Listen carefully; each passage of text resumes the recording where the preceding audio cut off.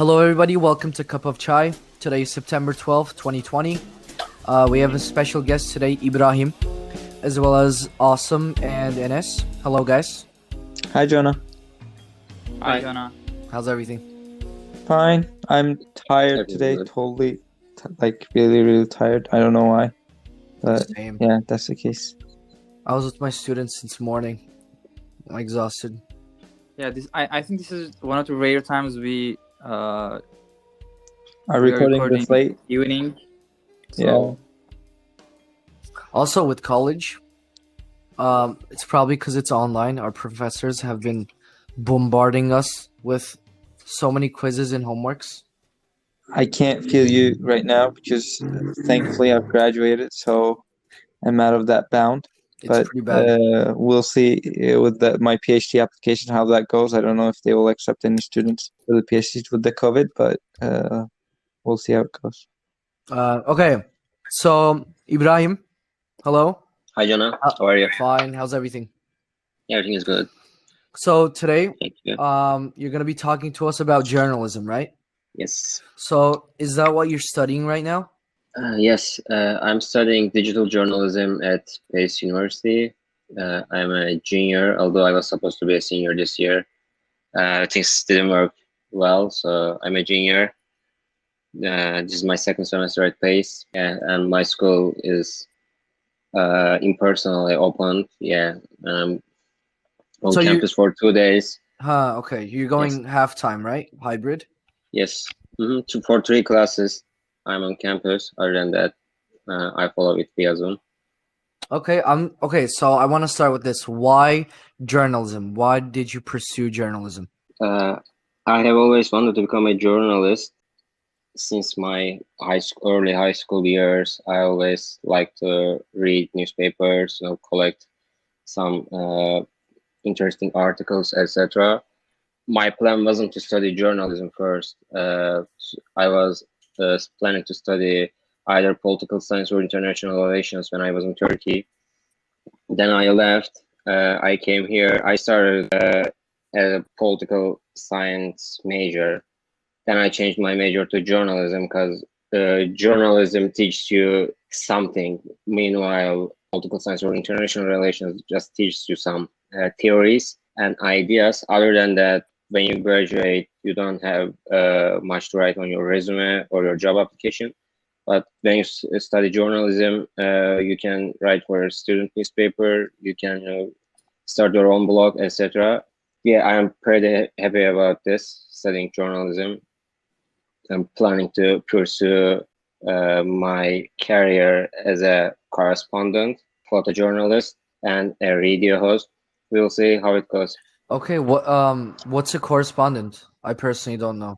It's like you represent a media company in a different, country or place. Although it doesn't literally mean you go to another country to represent that media company. You can be a White House correspondent. You can be a United Nations correspondent. You can be a New Jersey State House correspondent. It depends, but my goal is to work in different countries, and yeah, that was my plan. And I first met a correspondent, South Korea correspondent of newspaper Zaman, and then I saw his life. I saw what he was doing, and then I said, yes, this job is for me. I want to do this. And right now I'm focused on becoming a correspondent, but as well as photojournalist and radio host for now. That's all. Do you know what you want to focus on, or like what I mean is, so there are different types of journals, right? Some of them are strictly Mhm. political. So like what kind of journalism do you want to get into? Although I love politics, I love talking about politics, international relations. My focus will be most likely, travel and documentaries, cultural articles, cultural stories, and my main goal is to creating a first YouTube channel and then producing documentaries about cultures, travel, sports. By the sports, I mean soccer, maybe Formula One. And also my other goal is creating a documentary about July 15 coup attempt in Turkey. And New York Times is very good about this. They do have visual investigations where you see, recently they published Beirut explosion. Like they detailedly show what happened, what's behind that explosion, etc. And then I think there should be a visual investigation that explains July 15 coup attempt. There is no video like this. There are a lot of videos where Adem Yavuzaslan and Eli goes and talk about how it was planned, it was a theater, etc. But there is no, visual investigation. And my plan is to create something like that and publish it on YouTube. Okay, so you mentioned New York Times, right? Yes. So would you say that New York Times, all right, this is gonna be a bit controversial. So would you say that companies like New York Times is reliable and that they do a good job? Because I'm really not sure, the general public isn't sure who to trust. So according to your views, Uh, which companies are more reliable? I must say media in America is biased. Everyone knows this. New York Times, the New York Times, Washington Post, Los Angeles Times, these newspaper companies and mostly focus on criticizing the current government. They mostly do not support Trump and his ideas, and they're mostly against his administration. But I believe that they are reliable because when you compare Turkish media and American media, you can definitely see the difference. I left Turkey in 2016 and things were bad when I left. Like media was controlled by the government, only a handful of newspapers or other media channels were criticizing the government. But since the coup attempt 2016, July 15th, things totally changed. Like the government controls the media. You can't trust because no one literally dares to ask any question because they are oppressed. They may go to jail, most likely. Here, things are different. The First Amendment, freedom of speech, etc. When you criticize the government or when you investigate something, you will not be punished. You will not be put into jail. New York Times has been working on Trump's tax documentations, and 2 years ago they published 12-page something article about that, and I think they are reliable, but they are biased as well. There is no, neutral media company in America. Maybe I would say NPR News. Fox News is right wing, mostly CNN, New York Times, Washington Post, left wing. So there is no neutral media in America. Neither is anywhere in the world. I see. Are there places that you would like to work in the future? I would definitely love to work at New York Times, Washington Post, as well as Los Angeles Times, Boston Globe, and yeah, but my first goal is to work at New York Times. If it doesn't work out, I will try Washington Post, Chicago Tribune, I guess, Boston Globe, Los Angeles Times. There are many options. Maybe AP, Associated Press, Reuters. There are a bunch of media outlets that I can work. Yeah, the thing is, with these companies, don't they like all have an agenda? Let's say you want to publish something, you want to write something, and you present it, Mhm. and they don't allow you. So what's gonna happen then? Here is how publishing an article goes. Editors assign you a story, and then you contact people, you collect information, you write the story. There's a deadline for you. Let's suppose they say today is September 12th. They say, okay, deadline is September 25th, and you gotta work on this story. Let's suppose it's about Beirut explosion. You have 13 days. You have to contact maybe Lebanon's ambassador in the United States, maybe some politicians, maybe some eyewitnesses, etc. Then you write your story, you submit it by September 25th. Then those editors check your story, they check your article, they may change your title, they may change your paragraphs, because if you write something unethical or hard to explain or maybe a grammatical mistake, they don't want to be criticized for that. So you submit your article, it will not be published until those editors check it and then let the article be published on the website. If I may interrupt, were there any cases that those editors published anything that doesn't fit their own ideologies? Let's say, did a writer submit an article from New York Times that is not in same political view as a general political New York Times agenda? Did such New thing York, happen, or yeah, I got your point. The New York Times is good when it comes to publishing other opinions. Recently, maybe 1 month, 1.5 months ago, a United States Senator, Tom Cotton of Arkansas, he's a Republican. He wrote a column for the New York Times.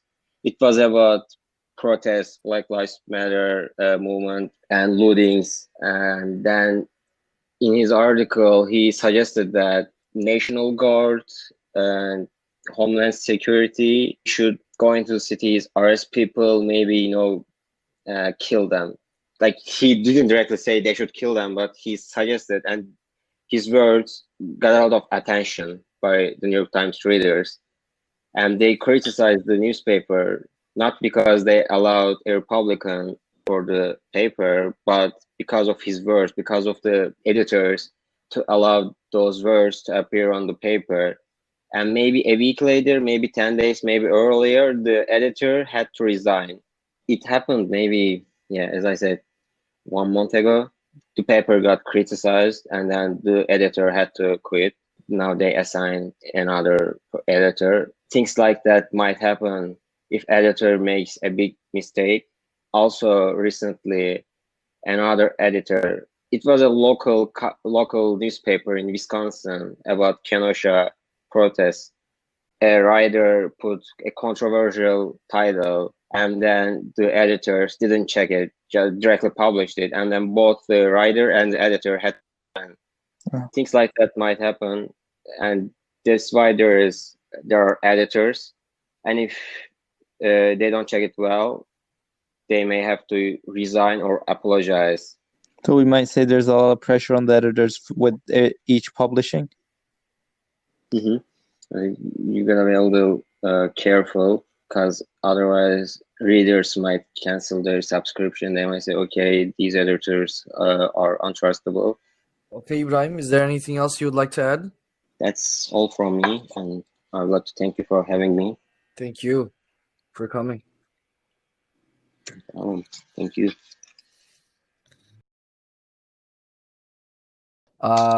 Okay, awesome. What's up? Hey, John, I'm good. I'm really happy because Boston won his semifinal series. I was really excited for that series, and thankfully we won. Okay, awesome. That's great for Boston. I know you like Boston, so I'm happy for you. So awesome. I'm gonna be asking you a couple of things, couple questions from the current series, and I'm gonna ask you to quickly answer them. All right? Give us your thoughts. All right, I'll try my best. Okay, so the first one's about the Lakers being 3-1 up from Houston. We can say it's a done series because as we're recording this, Lakers are up like 25 points in fourth quarter, so it's gonna be end soon. But for this series, I want to say when these two teams were matched up, everybody was excited because Lakers plays extremely big and Houston plays extremely small. So when two different styles clashes, it creates excitement for NBA. But unfortunately, it did not live up to expectations because Houston is not reliable. And the game four, I encourage every NBA fan to watch Game 4, and it was really disgusting for NBA fans. When you're watching a game, you want to see the teams give their 100%. Okay, it may not be their best version, but you want to see the effort. But there was no effort from Houston, so and it makes me really mad because if you're gonna play like that, I wish there was another team instead of them, so we can see more effort. It's practically the series is done, and Lakers advanced to conference finals. Congrats to them. Awesome. What do you mean by playing big and playing small? Like, what is the difference? Like, Okay, so there are some traditional positions in basketball: small forwards, power forwards, centers, and Lakers play with one center, and Anthony Davis also can be plays center, but he plays as power forward, and they're really big, like from height wise, and their wingspans are crazy big. But Houston's biggest guy is smaller than Lakers' third biggest guy, so they play small, but by playing small, they spread the floor very good. So these are two real different styles, and you want to see how they fight against each other. oh, all right, I get it. And so it's kind of about how you choose your players to play in the field, and if they're long, and so you have tactics according to that. And then if they're shorter than the others, NBA players are never short, but like shorter than the other NBA players, then they have a little more widespread tactic, I guess, and that's called playing short. Yeah, that's called playing small. Okay. Oh, But playing yeah, small. Sorry. practically yes. Yeah. All right. Yes. Thank you. Okay, so moving on. How about the Clippers versus Denver? 3-1. Clippers are up. I think it's 3-2. Denver won the last game. Most of the people expected this series to be a 5-game series, like Clippers were the clear favorites. But I give a lot of credit to Denver. They're trying everything they can, but unfortunately, they're a limited offensive team. By limited, I mean sometimes they get stuck because the Clippers can't defend Jokic very well, but other than that, they can play their perimeter guys very good. And if your guards cannot produce enough, you don't have much chance. But still, Denver won 2 games. They could have won one more game. It was really unlucky that Denver couldn't finish the game. And I can say similar things about the Clippers, the things I said about Houston. Clippers are clearly the favorite to win the titles. I mean, not clear, but they're one of the two favorites, I can say, to win the title.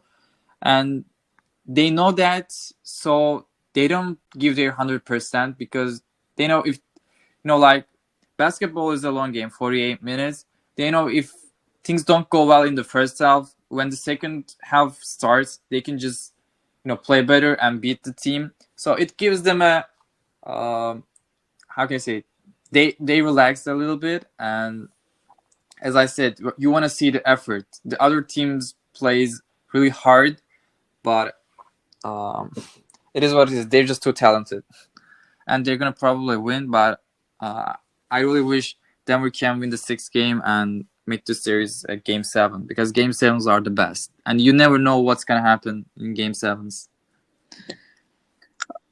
Awesome. How many game sevens have happened in this like the past couple weeks? I would say I've heard a lot of I've been seeing a lot of game sevens lately going on. Yeah, there have been 3 Game 7s, and interestingly, all of them were extremely different from each other, and all of them were very exciting in their own terms. Like the Denver Utah was a very very low scoring game. I think it ended 80-78. Like you see those scores in 90s and 80s. It was really amazing. And the Houston OKC played a really interesting last Game 7. I think we watched that together with you. Yeah, that You. was really nice. Like I'm not a big basketball fan, but when it comes to close games and towards the especially the last quarter, it really gets hyped. Like the challenging stuff that they're doing, the energy that they're putting in the games, those are like I get stuck to the screen. I would say like they were amazing. Yeah. So why Game 7s are really exciting? Because playing against 6 times against the same team, like you get used to them and they get used to do, and your original plan does not work because now the other team knows how to counter them, and it all depends on little things. Who's gonna get a more offensive rebound? Who's gonna get some second chances or a lucky shot? You never know that, and it creates the excitement. I can say that. Yeah, those were great games, I would say as well. Thank you. Okay, next up is Miami versus Bucks, 4-1. Okay, so most of the NBA writers and analysts expected Bucks to win, and they were not wrong. But it's a huge disappointment by the Bucks. Like, you're the first team in the NBA, and you're the number one defense, and you lost by 4-1. It could have been easily a sweep 4-0 series. What I can say is Bucks coach Budenholzer is a great coach, but when it comes to playoff times, you need to make adjustments. The teams are gonna play to your weaknesses, and if your A plan does not work, you have to be able to adapt and create little stuff in game. But he really couldn't. And in other team, Miami's coach Eric Spoelstra, he's a brilliant coach. He just outcoached the but that's all I can say. Okay, the next one I want to ask you is Boston. That's 4-3 against Toronto. Yeah, that was in another game 7, as Enes just mentioned. So the last 2 games of this series was amazing, especially game 6. Again, I really encourage if you even if you're not NBA fan, just watch the highlights of Boston Toronto game 6. It's really exciting. It went to double overtime, and there were lots of ups and downs, different storylines in this game and in this series. So this was a defensive minded playoff series, and it was really amazing to see one of the 2 best coaches in the NBA. They go each other, like it was a chess match. It was amazing just to watch, and for me, it was not amazing. I was dying every game, and especially in game 6 and 7 when we lost the game 6 and fortunately able to win the game 7. It was really amazing. And now the Boston and Miami is gonna play in Eastern Conference Finals. I just want to say a couple of things about that series. So I think I'm a little biased because I'm a huge Boston fan, but I think if Boston can limit Miami's not the best 2 guys, Adebayo or Jimmy Butler, but if they're gonna be able to limit the other players, I think they have a shot to win this series. But I can say Miami's bench units, they can really score and Boston's can't. So I think that's gonna be a really determining thing. Uh, Miami's bench really scores well. Boston's bench can't. But Boston's starters, I think they're better. But you gotta get something from every player in your team. But I still like the Boston's chances in this series. But it's gonna be a hell of a series. It's gonna be so exciting, and I can't wait to watch. So you're Really? saying we have to look up to those matches? They might be so close and Yeah, exciting. yeah, I think it's gonna be very close, and it's gonna probably go to another game 7. Also, okay, so with Boston, they're going against Miami, right? Yeah, Okay, so you're seeing a bright future for Boston, right? You're hopeful for Boston. you mean for the future seasons? Yes, yes. Yeah, definitely. I hope Jalen Brown and Jason Tatum will play a long time for Boston Celtics, and hopefully Kemba will also stay here. So yeah, I see a really bright future. I see a team that plays beautiful basketball under one of the best coaches in the NBA, Brad Stevens. So yeah, I see a future bright. Okay, awesome. Thank you. Is there anything else you'd like to add that maybe I forgot to ask you? No, no, that's all, Jonah. Thank you so much for having me. Thank you. Okay, so Enes, Hey, what's up? tired but doing good. Yeah. Okay, what do you have for us today?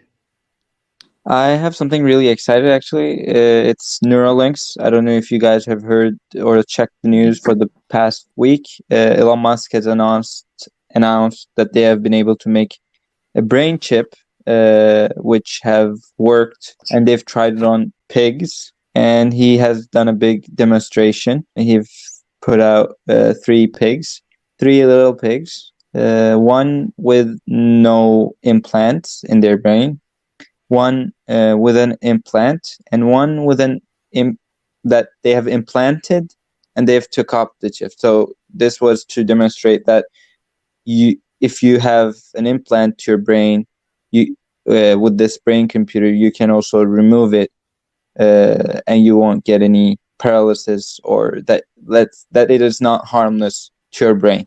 Okay, what's he planning to do with those chips? What's the purpose? His first goal is to eliminate some diseases, as in, like, he plans on eliminating blindness, deafness, paralysis, memory, like extending the memory and the strokes that people are having. These are his first goals to eliminate from the humans as a general.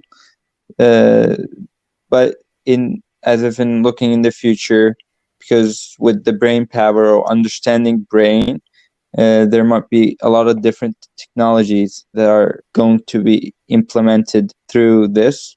And I'm really excited about this and also really afraid. I don't know if you guys saw it, but there was a episode on Netflix, Black Mirror, where a mother implants a chip on their child's brain to see what they're doing. Yeah, I And with watched this, that. yeah, that was scary. Like, I would not want that kind of a implant on my head, and I think it's unethical. But what right now Elon Musk is trying to do with for the health benefits, I think it's a good path that he is taking and that he's trying to do. But we never know how people are gonna start using these. And when I am thinking of brain chips, something really funny comes to my mind. I don't know if you guys watched again the Kingsman. Uh, Yeah. What about but it? in the Kingsman one's last episode, because of the chips that the bad guy implements on people's heads, minds, and how they explode, like, when I think of that, it's so funny, but it's scary at the same time. Something that comes to my mind and makes me laugh.